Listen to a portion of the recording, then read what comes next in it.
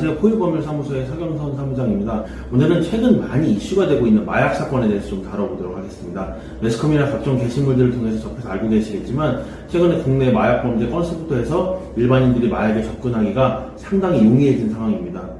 그리고 마약의 경우 재발 위험성이 굉장히 높다 보니까 마약 범죄는 기본적으로 구속 수사가 이루어지는 것이 대부분이고요. 초범이라 할지라도 최근에 실형이 선고될 가능성도 많이 높아졌습니다.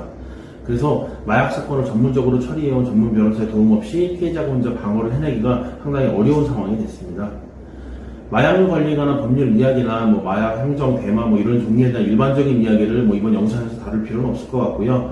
이 영상 시청하시는 분들은 어쨌든 현재 마약 사건 때문에 내가 어떻게 지금 대응을 해야 되는지, 나 지금 감옥에 가는지 안 가는 건지 이런 게 궁금해서 이 영상 시청하고 계실 텐데 오늘 그런 부분들을 제가 조금 깔끔하게 정리를 해드리도록 하겠습니다.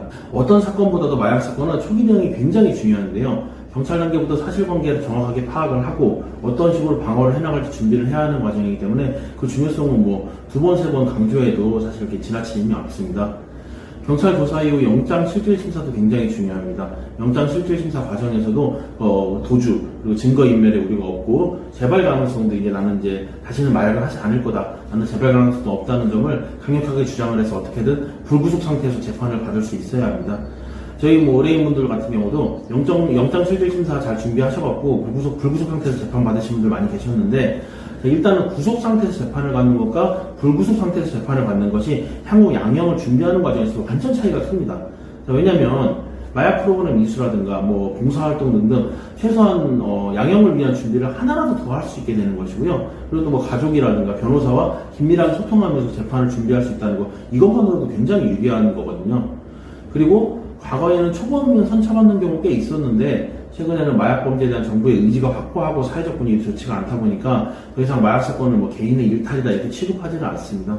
그래서 더더욱 사건을 시작부터 철저하게 방어를 해나가셔야 되는데 재발 방지도 중요하지만 마약 사건에 같은 경우는 판매책을 찾기가 쉽지가 않거든요. 그래서 상선을 잡는데 공로가 있거나 하면은 또 양형 요소로参작이 되는 경우도 많이 있습니다.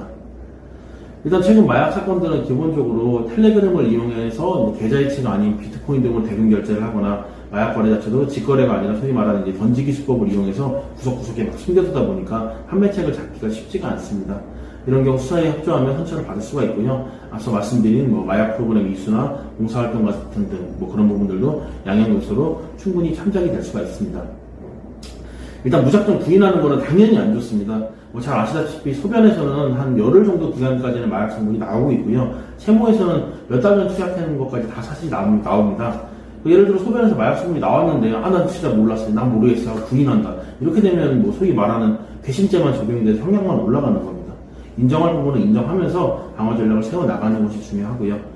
경찰에 체포되고 나면 강압적인 수사에 당황한 나머지 불리한 진술까지 막 늘어놓고 오시는 분들도 많으신데 해당 진술의 내용이 재판까지 흘러가면서 유죄 증거로 활용될 수가 있으니까 나중에 그 진술을 그걸 번복해서 뒤집기가 굉장히 어려워요. 근데 가장 중요한 게 지금까지 제가 알려드린 부분들이 일반인이 처리하는 것 자체가 사실 거의 불가능에 가깝습니다.